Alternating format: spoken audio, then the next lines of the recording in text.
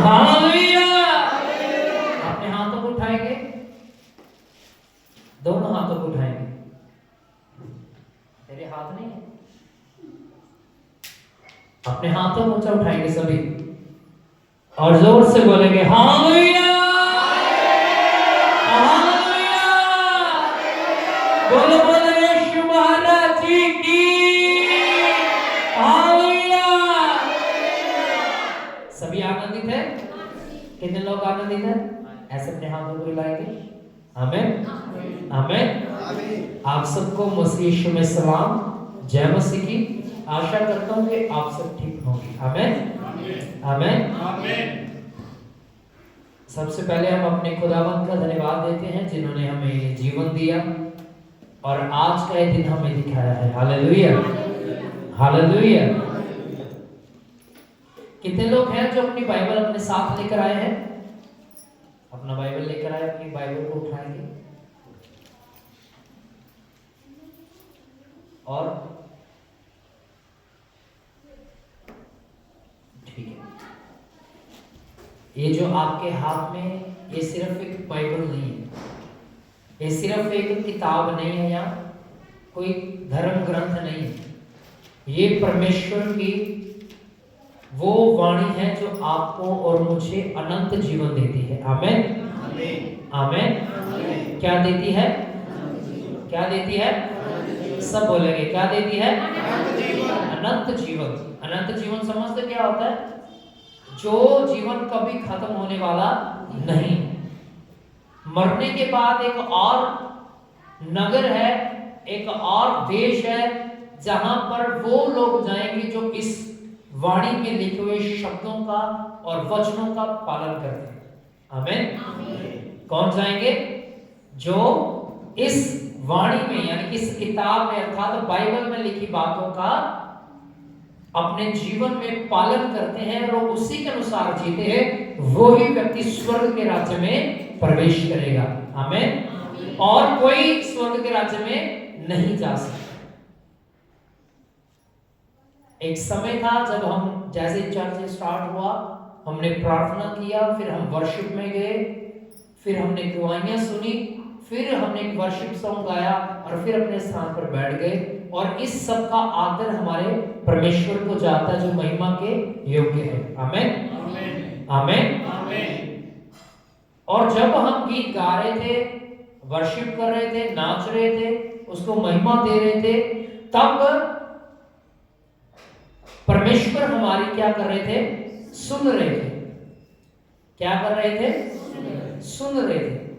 पर अब बारी है परमेश्वर बोलेंगे और हम सब सुनेंगे। अपना ध्यान सिर्फ मेरी तरफ लगाए रखिएगा। अगर आप लोगों का फोन ऑन है या साइलेंट मोड पे नहीं है, उसे साइलेंट कर दीजिए। या एक एयरप्लेन मोड आता है, उसको ड्रॉ करके स्क्रीन को जहाज वाले मोड पे लगा दो, फोन ही नहीं आएगा।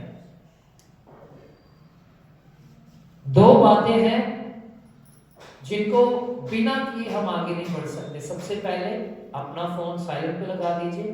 दूसरी बात, अपने कान परमेश्वर के वचन की तरफ रखिए कि परमेश्वर आपसे क्या बात करता है। हमने जैसे पहले कहा कि हमने आराधना किया, परमेश्वर ने सुना, हमने गीत गाए हैं, उसको महिमा दी है, परमेश्वर को ग्रहण हुई। पर अब परमेश्वर बोलेगा, वो बोलेगा, हम सुनेंगे और हम ग्रहण करेंगे। आमीन, आमीन। याद रखें, परमेश्वर का वचन कहता है जो कोई उसके पुत्र, इकलौते पुत्र अर्थात यीशु मसीह को स्वीकार करेगा, ग्रहण करेगा, वो स्वर्ग के राज्य में प्रवेश करेगा। उसके ऊपर दंड की आज्ञा नहीं होगी। अगर उसने पाप भी किए हैं तो वो सारे के सारे माफ हो जाएंगे और स्वर्ग के राज्य में वो जा सकेगा। किसके द्वारा? यीशु मसीह के ऊपर विश्वास करने के द्वारा। आमीन। और दूसरा, उसकी वाणी में लिखे इस पुस्तक में अर्थात बाइबल में लिखे वचनों का पालन करके हम स्वर्ग के राज्य में प्रवेश कर सकते हैं। और कोई दूसरा रास्ता नहीं है, और कोई भी दूसरा रास्ता नहीं है। एक ही रास्ता है, वो है यीशु मसीह। एक भाई ने गीत गाया शमीयंस ने, इको रास्ता यीशु मसीह। आमीन। जो स्वर्ग की तरफ जाता है वो सिर्फ एक ही रास्ता है और कोई दूसरा रास्ता नहीं, अर्थात यीशु मसीह। आमीन आमीन आमीन। कितने लोग जानते कि आराधना क्या होती है? आराधना का मतलब समझते क्या होता है?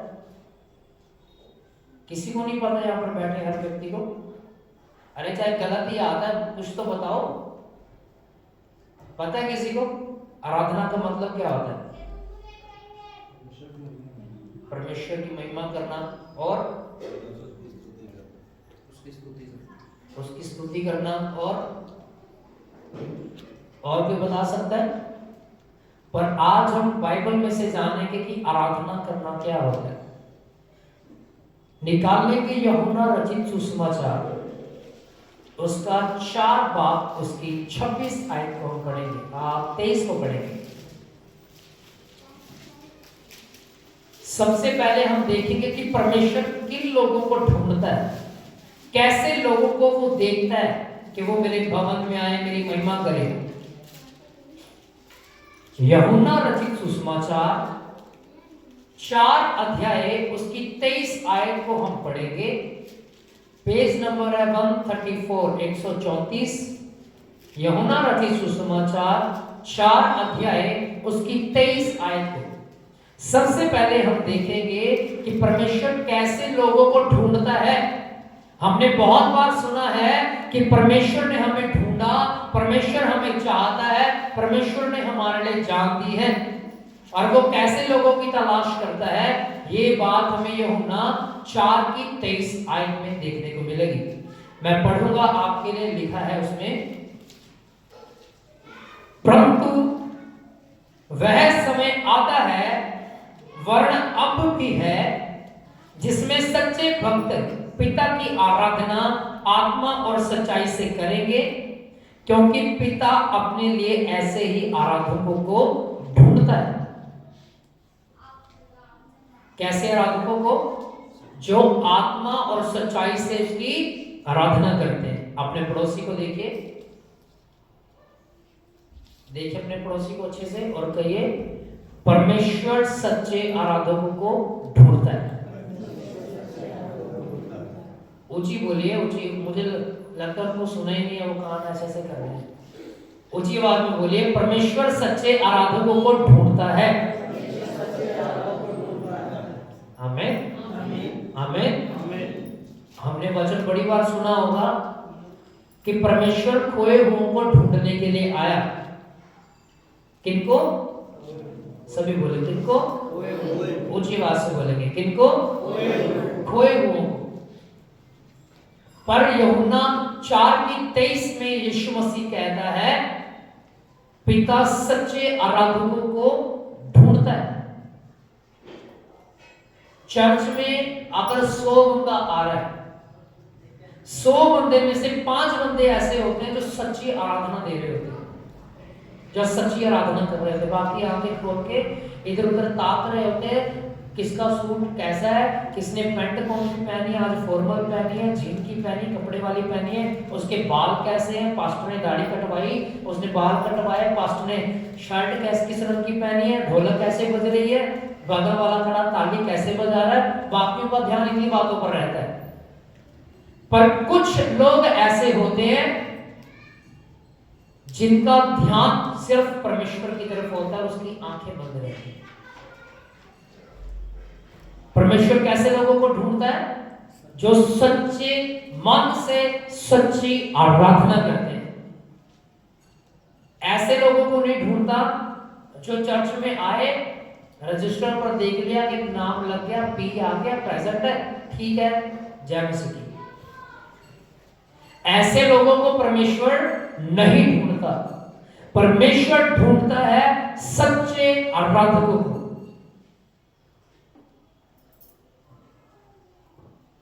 Who is the real worshipper? सच्चा आराधक कौन है? हम बाइबल में से सीखेंगे आज। आमीन। आपको किसका नाम याद आता है जब आप आराधक के बारे में सोचते हो? दाऊद और अब्राहम और तीसरा नाम है यीशु मसीह। सबसे पहले सबसे ज्यादा जो जिक्र है सच्चे आराधक का वो है दाऊद, जबकि वो अब्राहम के बहुत हजारों सालों बाद हुआ। फिर नाम आता है अब्राहम का, फिर नाम आता है यीशु मसीह का। आपने देखा होगा कि दाऊद परमेश्वर की आराधना कैसे करता था, नाच कर, पूरा जोश से। आपने देखा होगा अब्राहम ने कैसे आराधना किया, अपने बेटे को बलिदान देकर, परमेश्वर की बात मानकर। आपने यीशु मसीह के बारे में नहीं सुना होगा कि वो भी एक आराधक था, पर आज हम देखेंगे जब गतसमनी के बाग में यीशु मसीह उस रात, जिस रात पकड़वाया जाने वाला था, उस रात उसने 3 बार प्रार्थना करी। कितनी? 3 बार। कितनी बार? 3 बार। सोने वाले बोलेंगे कितनी बार? जागने वाले बोलेंगे कितनी बार? 3 बार। कितनी बार? 3 बार। 3 बार प्रार्थना की। प्रार्थना जानता है वो कोई? क्या प्रार्थना किया यीशु मसीह ने गतसमनी के बाग में? कि ऐ मेरे पिता, हो सके तो ये प्याला मुझसे टल जाए, नहीं तो तेरी भी इच्छा क्या हो? सब बोले क्या हो? पूरी हो। पूरी हो। फिर वापिस आया, गतसमनी के बाग में से बाहर निकला, फिर से अपने चेलों को देखा कि यार जाग सो रहे हैं, उसको बोला जागो, उठकर प्रार्थना करो। फिर से वो आगे गया, फिर मुंह के बल गिर के प्रार्थना किया कि प्रभु मेरी इच्छा नहीं तेरी मर्जी पूरी हो। क्यों? क्योंकि वो कह रहा था कि ये प्याला जो मेरे ऊपर आया, कि जो मुझे प्याला पीना है, सलीब का प्याला, वो टल जाए, अगर नहीं टलता तो भी तेरी मर्जी पूरी हो। तीसरी बार फिर से इन्हीं शब्दों में प्रार्थना की। सच्चा आराधक वो नहीं है जो चर्च में आके ब्रेक डांस करे, ढोलक के साथ ताल से ताल मिला के ताली बजाकर नाचे गाए। सच्चा आराधक वो है जो अपने आप का बलिदान दे। Hallelujah, hallelujah. कौन है सच्चा आराधक? जो अपने आप का बलिदान दे। जो परमेश्वर ने बोल दिया उसे करना है, ये आपके लिए सच्ची वर्शिप है। यीशु मसीह इस पृथ्वी पर आया, एक ही कारण था, आपको और मुझे परमेश्वर के समीप ले जाना। किसके समीप ले जाना? सब बोले किसके समीप? परमेश्वर के। और उसने वो दूरी जो परमेश्वर और हमारे बीच में थी कैसे खत्म की? अपनी जान देकर। अपनी जान देने से पहले उसके शब्दों पर गौर करें जो उसने प्रार्थना में बोले कि ऐ मेरे पिता, हो सके तो ये प्याला मुझ पर से टल जाए, अगर नहीं टलता तो भी तेरी मर्जी पूरी हो। किसकी मर्जी पूरी हो? परमेश्वर की। और ये शब्द एक सच्चे आराधक के होते हैं। एक जो रियल वर्शिपर है, जो सच्चा एक वर्शिपर है, जो आराधक है, उसके ये शब्द होते हैं कि प्रभु मेरी मर्जी नहीं तेरी मर्जी पूरी हो। किसकी मर्जी पूरी हो? किसकी? प्रभु की मर्जी पूरी हो, यानी कि हमारे परमेश्वर की मर्जी पूरी हो। Hallelujah, hallelujah. याद रखें, परमेश्वर आपको आपकी योग्यता देख के नहीं बुलाता है। परमेश्वर ये नहीं देखता आप कितने सुंदर हैं, आप कितने बलवान हैं, आप कितने सामर्थी हैं, आपकी हाइट कितनी लंबी है, आपके शरीर पर कितनी चर्बी है, आपकी आंखों में सुरमा डाला हुआ कितना अच्छा लगता है। ये सब चीजें देखकर परमेश्वर आपको अपने पास नहीं बुलाता, वो आपको बुलाता है आपकी कमियां देखकर। Hallelujah, hallelujah. याद रखें, जब आप पहली बार चर्च में आए, याद करें उन चीजों को कि आपको के अंदर कौन कौन सी कमियां थी और आपने कितनी कमियों को छोड़ा है। Hallelujah, hallelujah. याद करें उस परमेश्वर के उन उपकारों को जो उसने किए। पर हम भूल जाते हैं उसके किए हुए उपकारों को, हम भूल जाते हैं उसकी बातों को जो उसने हमारे जीवन में काम किए। हमें कभी नहीं भूलना कि उसने हमें कहां से उठाकर कहां पर रखा है, हम पहले कहां पर थे और आज हम कहां पर हैं। अगर कोई व्यक्ति भूलता है तो उसका मतलब है वो सच्चा आराधक नहीं है। लिखा है अब्राहम जब 100 वर्ष का होने पर था तब परमेश्वर ने उसे एक औलाद दी, सिर्फ एक ही औलाद थी उसकी। उसका नाम क्या था? क्या नाम था उसका? अरे बोलो, क्या नाम था उसका? क्या नाम था? इसहाक। इतने साल हो गए मसीह में आते, नाम ही नहीं पता अब्राहम के लड़के का। अपने बच्चों का पता नहीं कैसे याद रख लेते। अब्राहम की एक औलाद थी जो 100 साल में हुई, उसका क्या नाम था? क्या नाम था? और जिसने अपने लड़के का नाम इसहाक रखवाया उसी को नहीं पता। Hallelujah, hallelujah. इंग्लिश में उसे बोलते हैं आइजैक। क्या बोलते हैं? क्या बोलते हैं? अब्राहम की एक औलाद थी जिसका नाम था आइजैक अर्थात इसहाक। इसहाक का मतलब होता है खुशी, हंसना, हंसी। Hallelujah, hallelujah. याद रखें कैसे अब्राहम ने अपने एकलौते पुत्र को कुर्बान करने के लिए मोरिया पर्वत का रास्ता नापना शुरू किया। बाइबल में लिखा परमेश्वर के साथ उसने संबंध बनाना छोड़ दिया। परमेश्वर से उसका रिश्ता फीका पड़ना शुरू हो गया। किसके कारण? उसके पुत्र इसहाक के कारण। किसके कारण? अरे बोलो, किसके कारण? इसहाक के कारण। जो समय वो परमेश्वर को देता था उसने वो समय देना कम कर दिया। परमेश्वर ने उसी चीज को मांग लिया कि ये मुझे दे दे, इसे मोरिया पर्वत पर ले जा, वहां पर ले जाके वेदी बना के इसका गला काट दे। किसने मांगा ये बलिदान? अरे बोलो, किसने मांगा? परमेश्वर ने मांगा। परमेश्वर उस समय निर्दयी हो गया था? अरे मैं बता नहीं रहा, मैं पूछ रहा हूं, निर्दयी हो गया था क्या? हमारा परमेश्वर निर्दयी नहीं है। परमेश्वर आपको आपके दायरे से जब आप बाहर जाते हो वापस लाने के लिए आपकी कुछ पर्सनल चीजों को जिससे आप प्रेम करते हो छीनने की कोशिश करता है ताकि आपकी जो बंद बुद्धि है दोबारा से खुल जाए। याद रखिए जिस चीज से आपका प्रेम अधिक बढ़ गया है परमेश्वर आपसे छीन लेगा। परमेश्वर का वचन कहता है अगर तू अपने मां बाप को मुझसे अधिक प्रिय जानेगा तो मैं तुझे उनसे अलग कर दूंगा। अगर तू अपने बच्चों से प्रेम ज्यादा करेगा मेरे से बढ़कर तो मैं तेरे बच्चों को तेरे से अलग कर दूंगा। ये एग्जांपल अब्राहम के जीवन से आप सीख सकते हैं।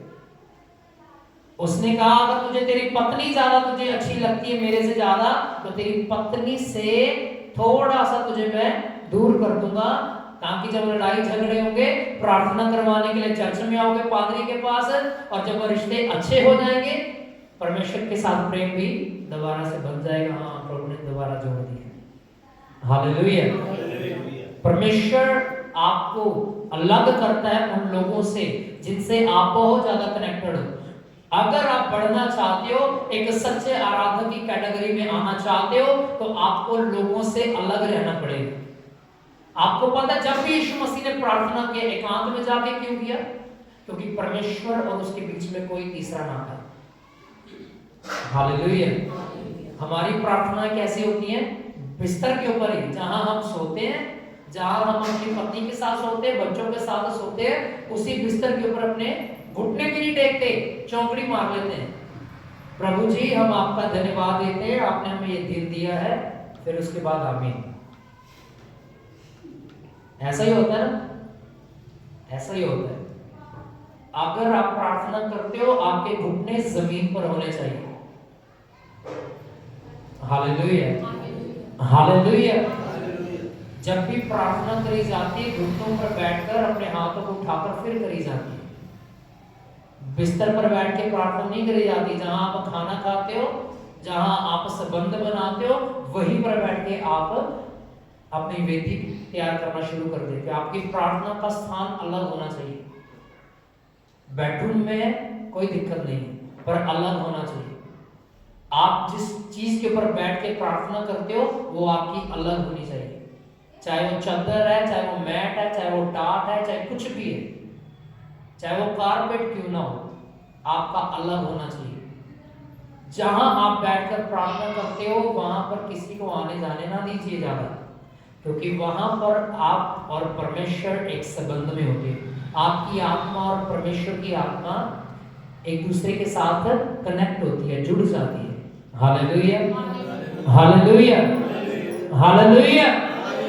और उस जगह पर ज्यादा पवित्रता को रखें, क्योंकि परमेश्वर हमारा पवित्र है। आमीन, आमीन, हालेलुया।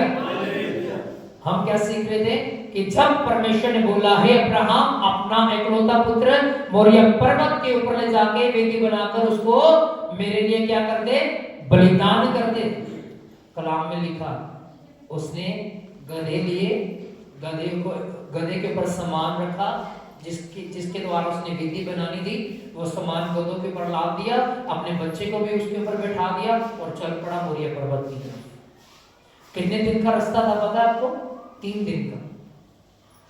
3 दिन में उसने ये नहीं बोला प्रभु से कि प्रभु तूने क्यों मांग लिया? 100 साल के बाद अगर देना ही था तो हमेशा के लिए दे देता, नहीं तो उससे अच्छा देता ही ना। उसके मन में ख्यालात आए होंगे, उसने सोचा होगा, पर परमेश्वर से नहीं बोला। वो ले जाकर उसने मोरिया पर्वत के ऊपर वेदी बनाकर, वेदी बनाई जब उसने उसे कुर्बान करने के लिए गया। जब वो मोरिया पर्वत के ऊपर चढ़ रहा था, उसके सिपाही, उसके लोग उसके संग जा रहे थे। उसने कहा तुम यहीं ठहरो, तुम यहीं रुको, मैं और मेरा बेटा आराधना करके वापिस आते हैं। जब आप परमेश्वर के लिए कोई चीज छोड़ते हो, आपके लिए वो सबसे बड़ा बलिदान होता है। आमीन। वही दिखाएगा कि आप एक सच्चे परमेश्वर के आराधक हैं। You are a true worshipper और रियल वर्शिपर। आमीन, हालेलुया। वो समय, वो घड़ी बताएगी जब परमेश्वर के साथ आपके संबंध कमजोर हो गए और आपने औरों के साथ ज्यादा संबंध बनाना शुरू किया, ज्यादा समय परमेश्वर को छोड़कर अन्य लोगों को देना शुरू किया। तब परमेश्वर जब आपसे वो चीज छीन लेगा, तब आपको वो वैल्यू, वो समय याद आएगा कि आपने कैसे परमेश्वर के साथ समय पहले बिताते थे और अब आप समय नहीं बिता रहे। Hallelujah, hallelujah. जब हम बपतिस्मा लेते हैं ना, तब हम एक अंगीकार करते हैं, पास्टर करवाते हैं अंगीकार। क्या इस चर्च में आप हर संडे आओगे? उस समय बोलते हैं हाँ हाँ, हर संडे चर्च में आएंगे। फिर एक अंगीकार करवाते हैं, आप इस चर्च के साथ ईमानदार बने रहेंगे? हाँ हाँ, हर समय, एवरी टाइम। फिर एक और अंगीकार करवाता है, जब आपकी जरूरत इस चर्च को पड़ेगी, क्या आप भागे चले आओगे? हाँ हाँ, भागे भागे आएंगे, सांस नहीं लेंगे। हालेलुया। पर हम अपने उस अंगीकार से मुकर जाते हैं। हर संडे आते ही हैं, एक संडे छुट्टी कर ले तो क्या हो गया? कोई लोग कहते हैं कि हमें सोने दो, एक ही दिन तो हमें मिलता है छुट्टी का। तो एक बात और सोच के रखो, एक ही दिन मिलता है आपको छुट्टी का और परमेश्वर की हजूरी में जाने का। अगर आप वो भी आप 11:30-12 बजे आ रहे तो बड़ी दिक्कत वाली बात और बड़ी शर्मिंदगी वाली बात है। Hallelujah, hallelujah.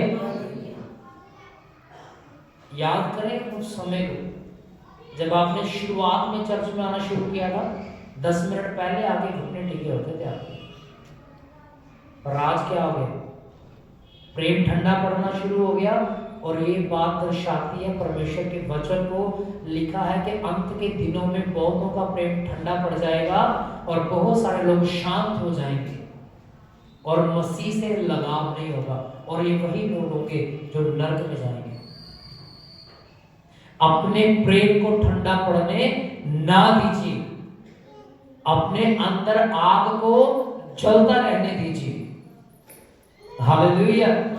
कोई कहता हमारे घर की मजबूरियां हैं, हम नहीं आ सकते। हालेलुया। क्या कहते हैं? हमारे घर की मजबूरियां हैं। जब दिक्कत आ जाती है ना, फिर दुआ करवाते हैं आगे, हमारे लिए दुआ कर दो।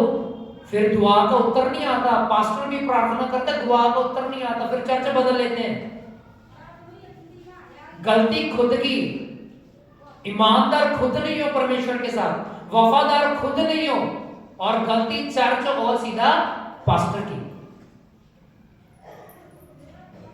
एक गीत है, तुम पास्टर बदली जाना अपने काम बदल के देख। हालेलुया। जब आपके कर्म सीधे हो जाएंगे तो कर्मा भी आपके साथ सीधा हो जाएगा। जो कर्मा का मतलब है जो परमेश्वर है वो भी आपके साथ सीधा हो जाएगा। आप पहले खुद तो सीधे चलो, ऐसे करके चलोगे 1.5 घंटे का रास्ता 3 घंटे में तय करोगे, सीधे होके चलोगे तो 1.5 घंटे का रास्ता हो सकता है कि आप थोड़ा जल्दी भी तय कर लो। आमीन। हालेलुया। हालेलुया। ईमानदार हो जाइए परमेश्वर के साथ, वफादार हो जाइए परमेश्वर के साथ। अगर आप ईमानदार नहीं हैं तो वो भी आपके साथ ईमानदार नहीं रहेगा, क्योंकि बाइबल में लिखा है, एक बार प्रचार भी किया था, कह रहा तुम मेरी नहीं सुनते हो तो मैं तुम्हारी क्यों सुनूं। होशे की किताब में लिखा है ये बात। कहता यदि तुम मेरी नहीं सुनते तो मैं तुम्हारी क्यों सुनूं, मैं भी अपना मुंह मोड़ लूंगा तुम्हारे से। जब तेरे ऊपर विपत्ति पड़ेगी तब मैं भी तेरी प्रार्थना नहीं सुनूंगा। ये यीशु मसीह के शब्द हैं, परमेश्वर के शब्द हैं, किसी पासवान के नहीं है, ये पतरस के नहीं है, ये पौलुस के नहीं है, ये जीवित परमेश्वर का शब्द है और उसका वचन है। कहता यदि तू मेरे साथ सीधा नहीं तो मैं भी तेरे साथ सीधा नहीं। मैं मुर्दा नहीं हूं, मैं मामूद नहीं हूं। तू चढ़ाता जा, मैं लेता जाऊं। दारू की बोतल लेके आ जाओ, नंगे पैर आ जाओ, उससे कोई फर्क नहीं पड़ता। वो परमेश्वर है, उसके साथ सीधा होकर चलोगे तो वो तुम्हारे साथ भी सीधा होकर चलेगा। एक बड़ी गंदी आदत है लोगों की, संडे वाले दिन छुट्टी करके मार्केट जाते हैं और फिर जब मंडे उनको मिलो तो फिर कहो आप आए नहीं संडे। वो हम ना मार्केट चले गए थे थोड़ा सा सामान लेने के लिए, वो हम अपने रिश्तेदारों के घर चले गए थे। पास्टर कहता अच्छा चलो कोई बात नहीं, और उसी रात वो बीमार हो जाते हैं। फिर 5-5 दिन की छुट्टियां हो जाती उनकी, 5-5 दिन की वो रास आ जाती है छुट्टियां, जो पैसा भी लगता है, पैसा आता भी नहीं है, जेब से पैसा भी जाता है, वो रास आ जाता है लोगों को, विश्वासियों को वो चीजें रास आती हैं। पर चर्च में आना रास नहीं आता। फिर कहते हैं छुट्टी मारकर हम नहीं जा सकते क्योंकि पैसे काट लेते हैं। वो तो कटेंगे, पर जो स्वर्ग से तेरी आशीषें कटती हैं, स्वर्ग से जो परमेश्वर के साथ जो तेरा संबंध है वो कमजोर पड़ता है, उसका क्या। यहां के लिए चिंता ना करो, वहां पर चिंता करो जहां आपने सारी उम्र इस धरती पर से खत्म होकर उस जगह पर बितानी है। Hallelujah, hallelujah. सच्चे आराधक बनो, बलिदान देना शुरू करो, परमेश्वर आपको बढ़ाना शुरू कर देगा। Hallelujah, hallelujah. एक बात बोली थी कि परमेश्वर ने आपको आपकी योग्यता देकर नहीं बुलाया कि आप कितने सुंदर हैं, कितने सुशील हैं, कितना अच्छा लगता है, आप फॉर्मल कपड़ों में कितने अच्छे लगते हो, पॉप के कपड़ों में कितना अच्छे लगते हो, ब्रांडेड कपड़ों में कितना अच्छे लगते हो, नॉन ब्रांडेड कपड़ों में कितने आप निखरे हुए लगते हो, सुंदर लगते हो। परमेश्वर को इस चीज से कोई लेना देना नहीं है। परमेश्वर ने आपको अपने बेटे और बेटी के रूप में देखा है। बेटे और बेटी के रूप में बने रहिए, परमेश्वर आपको आशीषित करता चला जाएगा। आमीन, हालेलुया, हालेलुया। आपको पता मूसा कौन था? मूसा का खूनी था, उसने खून किया था। एक मिस्री व्यक्ति का उसने खून किया था। खून करके मिधान देश में भाग गया। 40 साल उसने वहां पर रहकर भेड़ बकरियां चराना शुरू किए। जैकब के बारे में जानते हो? याकूब के बारे में? याकूब एक धोखेबाज था। क्या था? क्या था? सब बोले क्या था? धोखेबाज था। उसने अपने पिता को धोखा दिया। किसको धोखा दिया? अब्राहम झूठा था और उसका पुत्र इसहाक भी झूठा था। कैसे? उसने बोला, मिस्र देश में जब गया, जब उसने देखा कि फिरौन मेरी पत्नी को मार देगा, उसने बोला कि ये मेरी पत्नी नहीं है, ये मेरी बहन है। और यही काम सेम इसहाक ने किया और कहा ये मेरी पत्नी नहीं है, ये मेरी बहन है। वो झूठे थे, परमेश्वर ने फिर भी उन्हें आशीषित किया। मूसा क्या था? खूनी था। याकूब क्या था? धोखेबाज था। अब्राहम क्या था? झूठा था। इसहाक क्या था? झूठा था। दाऊद कौन था? व्यभिचारी था।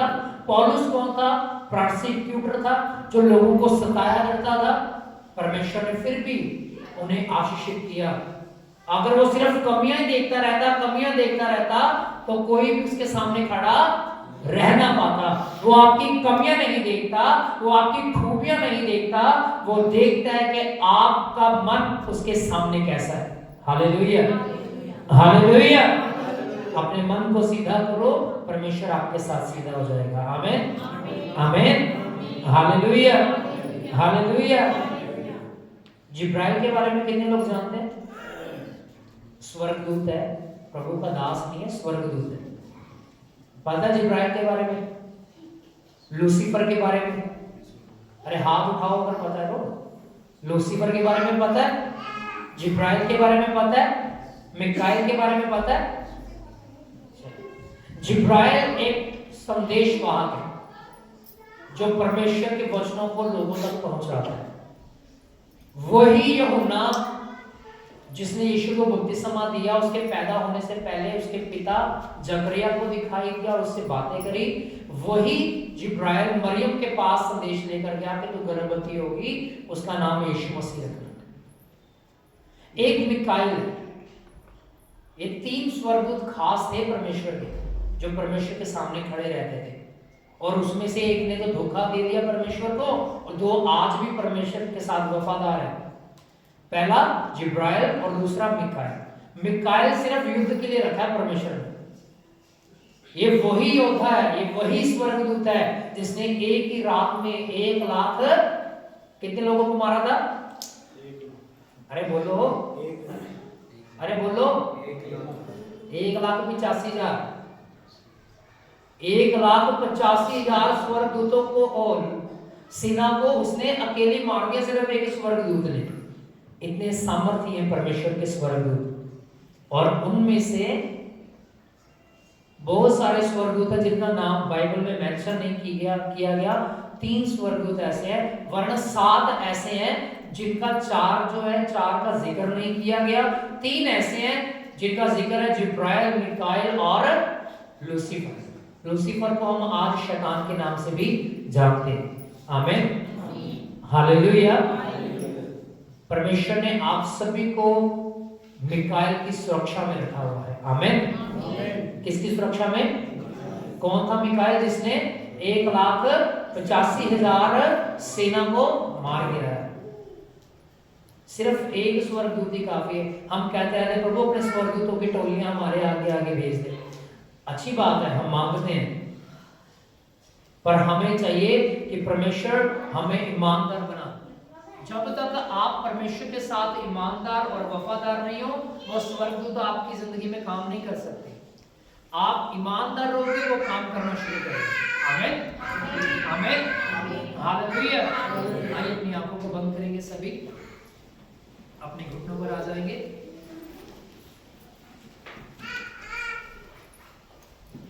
सभी अपने घुटनों पर आ जाएंगे।